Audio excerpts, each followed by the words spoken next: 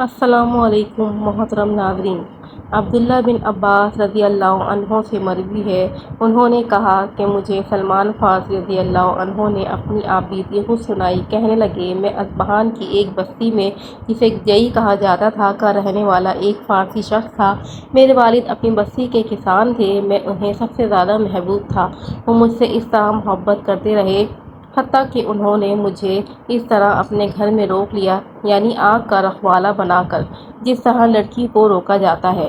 میں نے مجوسیت میں بہت محنت کی حتیٰ کہ میں آگ کا مستقل نگران بن گیا، جو آگ کو ایک گھڑی بجھنے نہیں دیتا تھا۔ میرے والد کی بہت بڑی جاگیر تھی۔ ایک دن وہ گھر کے کام کاج میں مصروف تھے، مجھ سے کہنے لگے، بیٹے آج میں گھر میں کام میں مصروف ہوں، آپ جاگیر کا چکر لگا آؤ، اور کچھ باتوں کا کہا۔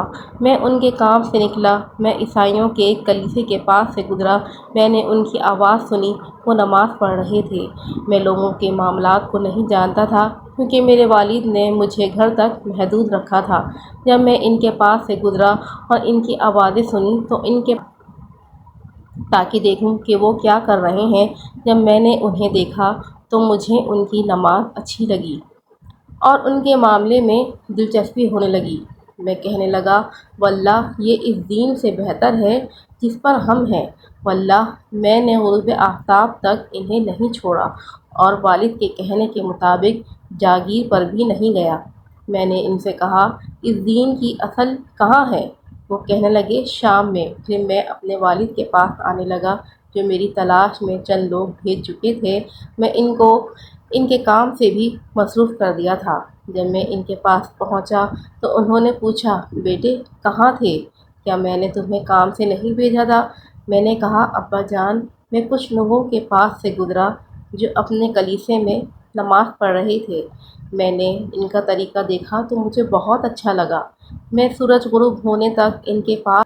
انہوں نے کہا، بیٹے اس دین میں کوئی خیر نہیں، تمہارا اور تمہارے آبا کا دین اس سے بہتر ہے۔ میں نے کہا، ہرگز نہیں، اللہ کی قسم وہ ہمارے دین سے بہتر ہے۔ وہ میرے بارے میں خوف زدہ ہو گیا کہ کہیں میں ان کا دین قبول نہ کر لوں، اور میرے پاؤں میں بیڑیاں ڈال دیں۔ پھر مجھے اپنے گھر میں قید کر دیا۔ عیسائیوں نے میرے پاس پیغام بھیجا تو میں نے کہا کہ جب تمہارے پاس شام کے عیسائی تاجروں کا قافلہ آئے تو مجھے اطلاع دینا۔ جب ان کے پاس شام کے عیسائی تاجروں کا قافلہ آیا تو انہوں نے مجھے اطلاع دی۔ میں نے کہا، جب وہ اپنے کام سے فارغ ہو کر جانے لگیں تب مجھے خبر دینا۔ پھر جب وہ واپس جانے لگیں تو انہوں نے مجھے بتایا۔ میں نے اپنے پاؤں سے بیڑیاں نکالیں اور ان کے ساتھ شام آ گیا۔ جب میں شام پہنچا تو میں نے کہا، اس دین کے ماننے والوں میں سب سے بہترین شخص کون ہے؟ لوگوں نے کہا، کنیسہ کا پادری۔ میں اس کے پاس آیا اور کہا، مجھے اس دین کا شوق ہوا ہے اور میں چاہتا ہوں کہ کنیسہ میں آپ کے ساتھ رہوں، کنیسہ میں آپ کی خدمت کروں، آپ سے تعلیم حاصل کروں اور آپ کے ساتھ نماز پڑھوں۔ اس نے کہا، آ جاؤ۔ میں اس کے ساتھ اندر چلا گیا۔ وہ ایک برا آدمی تھا، لوگوں کے صدقے کی ترغیب دیتا تھا۔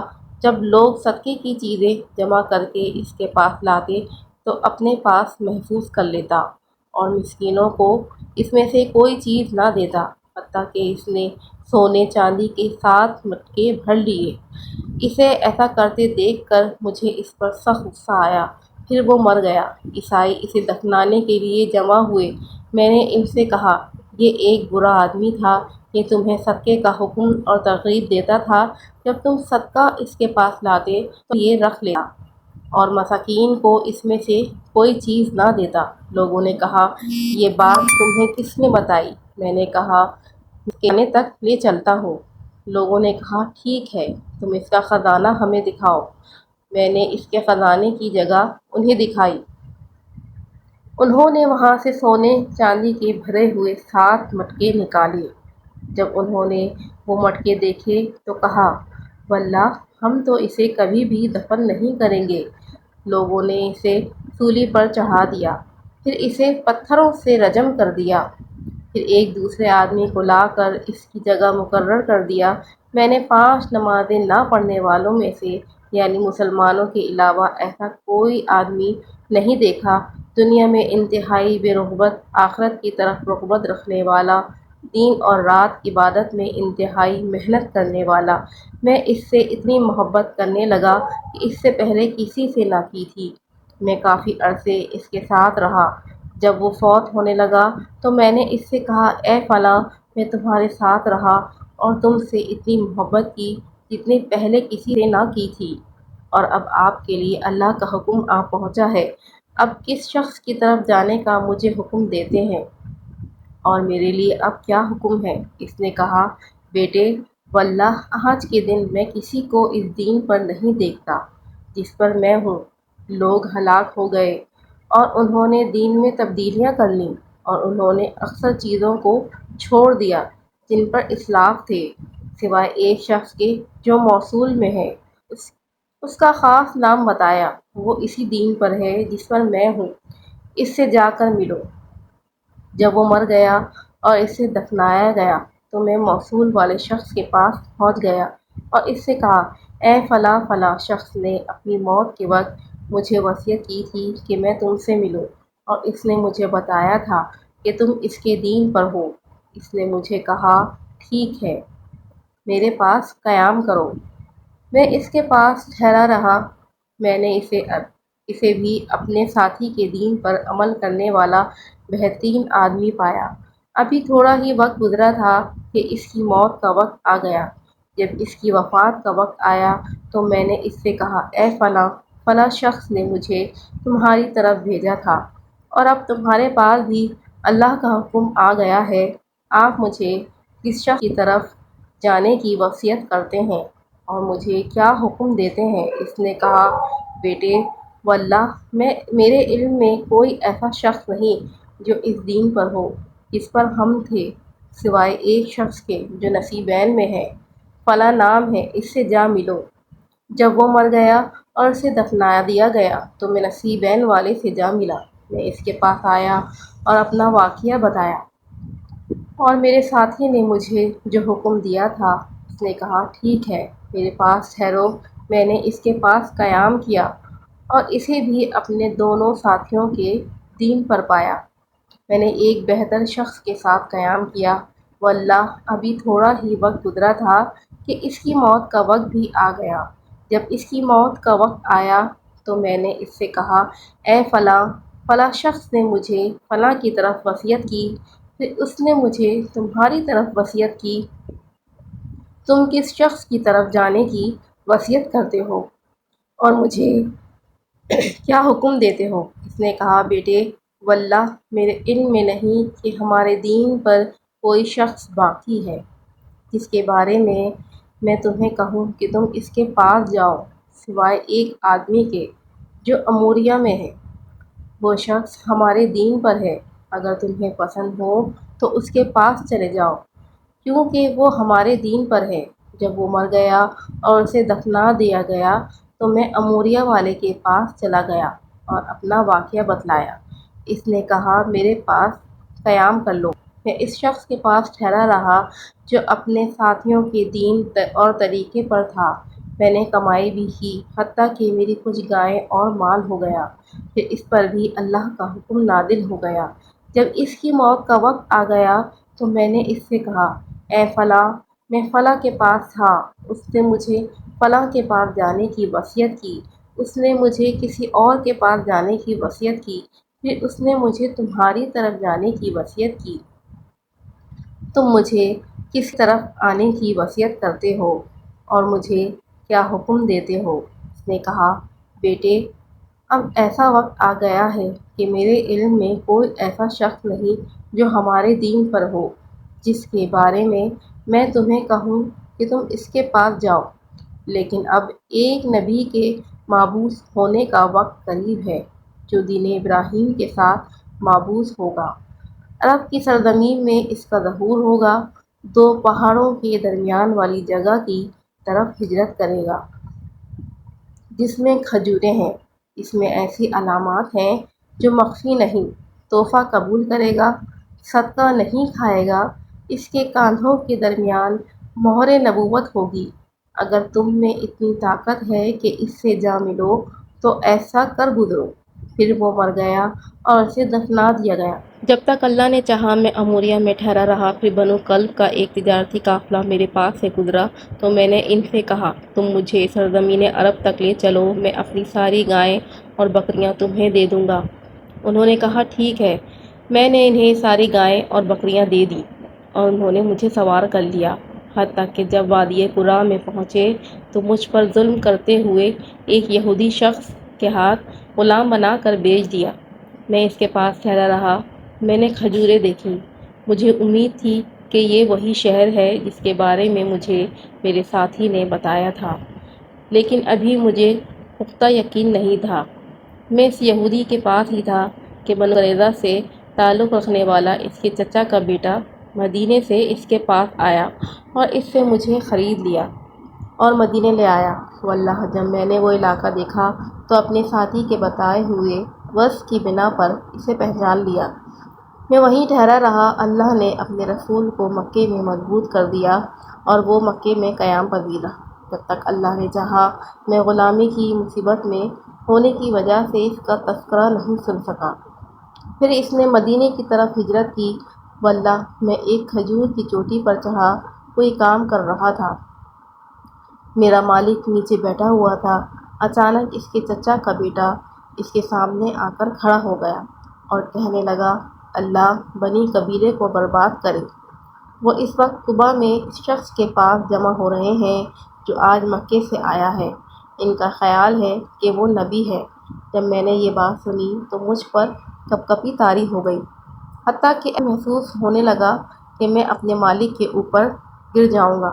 میں نیچے اترا اور اس کے چچا کے بیٹے سے پوچھنے لگا، تم کیا کہہ رہے تھے؟ تم کیا کہہ رہے تھے؟ میرا مالک غصے ہو گیا اور ایک شدید قسم کا غصہ رسید کر دیا۔ پھر کہنے لگا، تمہیں اس سے کیا سروکار؟ اپنے کام پر توجہ دو۔ میں نے کہا، کچھ نہیں، میں تو ویسے ہی یہ بات پوچھ رہا تھا۔ میرے پاس کچھ سامان تھا جو میں نے جمع کیا تھا۔ شام ہوئی تو وہ سامان لے کر رسول اللہ صلی اللہ علیہ وسلم کے پاس پہنچا۔ آپ قبا میں تھے۔ میں آپ کے پاس آیا تو کہا، مجھے خبر ملی ہے کہ آپ نیک آدمی ہیں اور آپ کے ساتھ آپ کے غریب حاجت مند ساتھی ہیں۔ میرے پاس یہ کچھ سامان صدقے کے لیے ہے، تو میرے خیال میں آپ اس کے زیادہ حقدار ہیں۔ میں نے وہ سامان آپ کی طرف بڑھا دیا۔ رسول اللہ صلی اللہ علیہ وسلم نے اپنے صحابہ سے کہا اور اپنا ہاتھ روک لیا۔ آپ نے اس میں سے کچھ نہیں کھایا۔ میں نے اپنے دل میں کہا، یہ پہلی نشانی ہے۔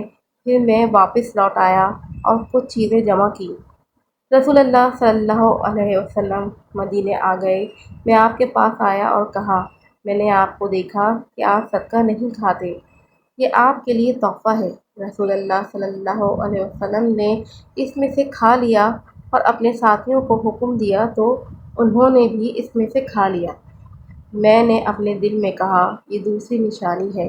پھر میں رسول اللہ صلی اللہ علیہ وسلم کے پاس آیا۔ آپ بقیع الغرقد میں تھے اور اپنے کسی صحابی کے جنازے میں شریک تھے۔ آپ کے اوپر 2 چادریں تھیں اور آپ صحابہ میں بیٹھے تھے۔ میں نے آپ کو سلام کیا، پھر میں گھوما، آپ کی پشت کی طرف آ کر دیکھا کہ کیا میں وہ مہر دیکھ سکتا ہوں جو میرے ساتھی نے مجھے بتائی تھی۔ جب رسول اللہ صلی اللہ علیہ وسلم نے مجھے اس طرح گھومتے دیکھا تو جان گئے کہ میں ایسی چیز کا ثبوت تلاش کر رہا ہوں جو مجھے بیان کی گئی ہے۔ آپ نے اپنی کمر سے چادر گرا دی۔ میں نے اس مہر کی طرف دیکھا تو پہچان گیا۔ میں اس سے چمٹ گیا، اسے بوسہ دینے لگا اور ساتھ ساتھ رونے لگا۔ رسول اللہ صلی اللہ علیہ وسلم نے مجھ سے کہا کہ پیچھے ہو جاؤ۔ میں اس سے ہٹ گیا اور آپ کو اپنی داستان سنائی، جس طرح اے ابن عباس میں نے آپ کو سنائی ہے۔ رسول اللہ صلی اللہ علیہ وسلم کو یہ بات پسند آئی کہ میں اپنی داستان آپ کے صحابہ کو سناؤں۔ اس کے بعد سلمان غلام ہی رہے۔ غلامی کی وجہ سے غزوہ بدر اور احد میں شریک نہ ہو سکے۔ پھر رسول اللہ صلی اللہ علیہ وسلم نے مجھ سے کہا، سلمان مکاتبت کر لو۔ میں نے اپنے مالک سے پانی کے راستے پر 300 کھجور کے درخت لگانے اور 40 اوقیہ چاندی پر مکاتبت کر لی۔ رسول اللہ صلی اللہ علیہ وسلم نے فرمایا، اپنے بھائی کی مدد کرو لوگوں نے کھجور کے درختوں کے بیج کے ساتھ میری مدد کی۔ کوئی آدمی 30 کھجوریں، کوئی آدمی 20، کوئی 15، کوئی 10 لے آیا، یعنی جس آدمی کی جتنی استطاعت تھی اس نے میری مدد کی، حتیٰ کہ میرے لیے 300 کھجور کی پنیری جمع ہو گئی۔ رسول اللہ صلی اللہ علیہ وسلم نے مجھ سے کہا، سلمان جاؤ ان کے لیے گھڑے کھودو، جب گھڑے کھود کر فارغ ہو جاؤ تو میرے پاس آ جانا، میں انہیں اپنے ہاتھ سے رکھوں گا۔ میں نے ان کے لیے گھڑے کھودے، میرے ساتھیوں نے میری مدد کی۔ جب میں ان سے فارغ ہو گیا تو آپ صلی اللہ علیہ وسلم کے پاس آیا اور آپ کو بتایا تو رسول اللہ صلی اللہ علیہ وسلم میرے ساتھ نکل پڑے۔ ہم کھجور کے پودے آپ کے قریب کرنے لگے اور رسول اللہ صلی اللہ علیہ وسلم نے انہیں اپنے ہاتھ سے رکھنے لگے۔ اس ذات کی قسم جس کے ہاتھ میں سلمان کی جان ہے، ان میں سے ایک پودا بھی نہیں مرجھایا۔ میں نے وہ کھجوریں اسے دے دیں، باقی مال میرے ذمہ رہا۔ رسول اللہ صلی اللہ علیہ وسلم کے پاس مرغی کے انڈے کے برابر سونے کی ڈلی کسی مورکے میں سے آئی تو آپ نے فرمایا، فارسی کا کیا حال ہے؟ مجھے بلایا گیا، آپ نے فرمایا، یہ پکڑو اور تم پر جو ہے اسے ادا کر دو۔